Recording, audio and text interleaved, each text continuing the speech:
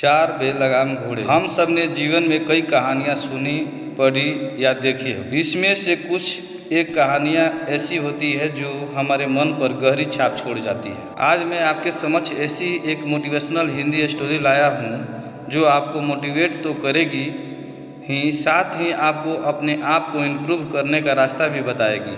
बस आपको इस कहानी को पूरा पढ़ना और सुनना होगा। कई साल पहले किसी एक राज्य में एक राजा राज करता था। इस राजा को घोड़े पालने का बहुत शौक था। इस राजा के पास वैसे तो कई सारे घोड़े थे, लेकिन इसके पास चार ऐसे जंगली घोड़े थे जो इस राजा को काफ़ी पसंद थे। राजा ने इन घोड़े को ट्रेन करने के लिए कई ट्रेनरों को बुलाया, मगर कोई भी इन घोड़े को अच्छे से ट्रेन नहीं कर पाया। जब भी कोई इन पर बैठने की कोशिश करता तो यह उसे तुरंत अपनी पीठ से फेंक देते या उसे लात मार देते। राजा को घोड़े प्यारे बहुत थे, इसलिए ट्रेनरों को सख्त वार्निंग दी जाती थी कि इन पर जोर जबरदस्ती ना किया जाए, यानी कि इन्हें मारा पीटा ना जाए।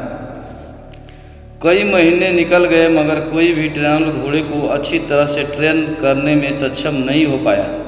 तब राजा ने अपने राज्य में ढिंढोरा पिटवाया कि जो भी व्यक्ति इस घोड़े को अच्छे से ट्रेन कर देगा उसे बहुत बड़ा इनाम दिया जाएगा।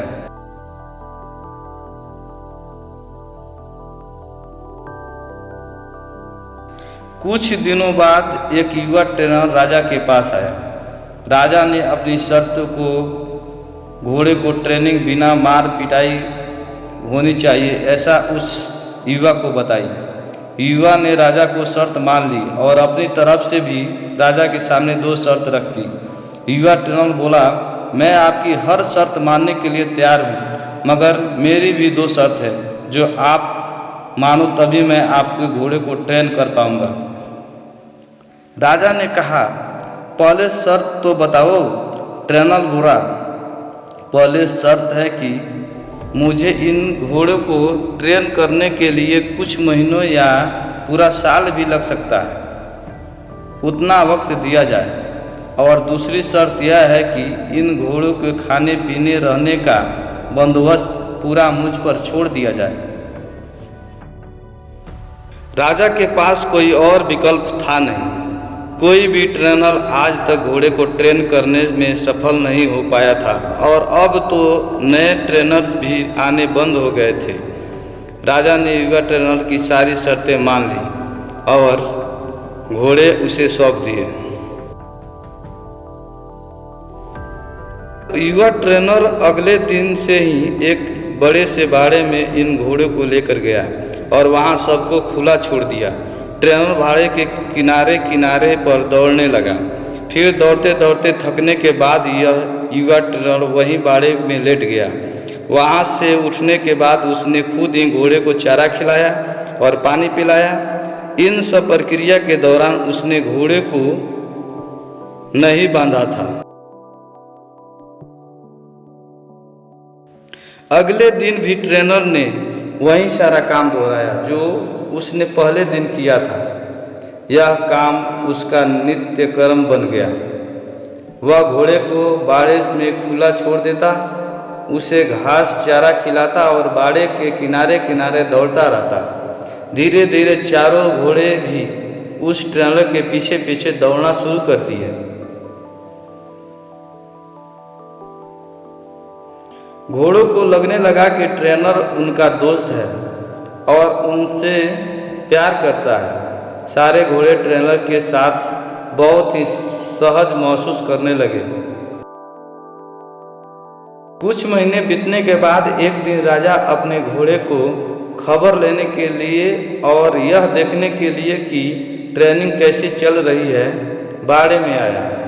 राजा ये देखकर खुश हो गया कि सारे घोड़े ट्रेनर के पीछे पीछे दौड़ रहे थे।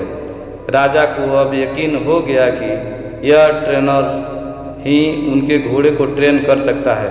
राजा खुशी खुशी वहां से चला गया। देखते ही देखते एक साल बीत गया। तब जाकर युवा ट्रेनर ने राजा को संदेशा भिजवाया कि घोड़े पूरी तरह से ट्रेंड हो चुके हैं।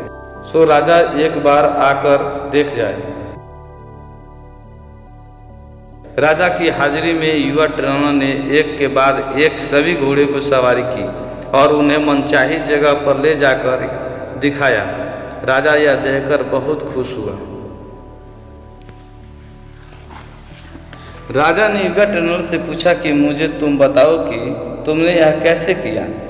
युवा ट्रेनर राजा को सारी बात समझाते हुए कहा, मैंने सबसे पहले इन घोड़ों को अपनापन महसूस कराया। उनके साथ रहकर मैंने उनको आज़ाद करके यह जताया कि मैं उसका दोस्त हूँ और मैं उनसे प्यार करता हूँ। फिर मैंने उनको खाना और पानी देकर उनके और करीब जाने की कोशिश की और उनके साथ खेलकर उन्हें सिखाने की कोशिश की। इस तरह धीरे धीरे यह मुझे अपने करीब आने देने लगे, अपनी पीठ पर बैठने देते और फिर एक दिन ऐसा भी आया कि मुझे यह पीठ पर बिठाकर दौड़ने लगे। राजा ने युवा ट्रेनर की समझदारी की प्रशंसा की, उसे वादे के अनुसार लाखों सोना मुहावरे दी और साथ में हमेशा के लिए इन चारों घोड़ों की देखभाल करने की नौकरी भी दी। दोस्त, कहानी तो बहुत ही मज़ेदार और रोचक है ही, मगर इसका जो सारांश है बहुत ही गहरा है।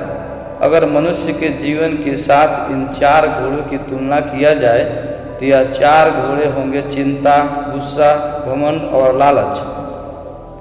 और मनुष्य की बुद्धि को हम युवा ट्रेनर की तरह देख सकते हैं।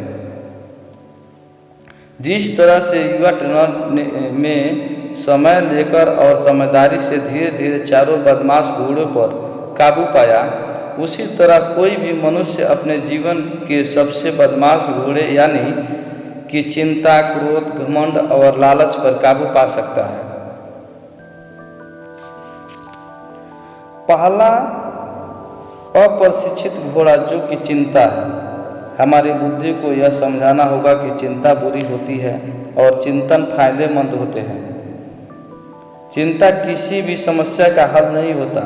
हाँ, चिंतन से हमें नए रास्ते जरूर दिखाई देते हैं। दूसरा उदंड घोड़ा है क्रोध। दोस्तों, कभी कभी जीवन में क्रोध करना आवश्यक होता है। कभी कभी ऐसी परिस्थितियाँ आती है जब आपका हक कोई मार रहा हो या बेवजह आप पर जुल्म कर रहा हो, तब क्रोध करना कोई बुरी बात नहीं है। मगर क्रोध कब करना है, कैसे करना है, कितना करना है, किस पर करना है, इन सब की लगाम आपके हाथों में बहुत जरूरी है।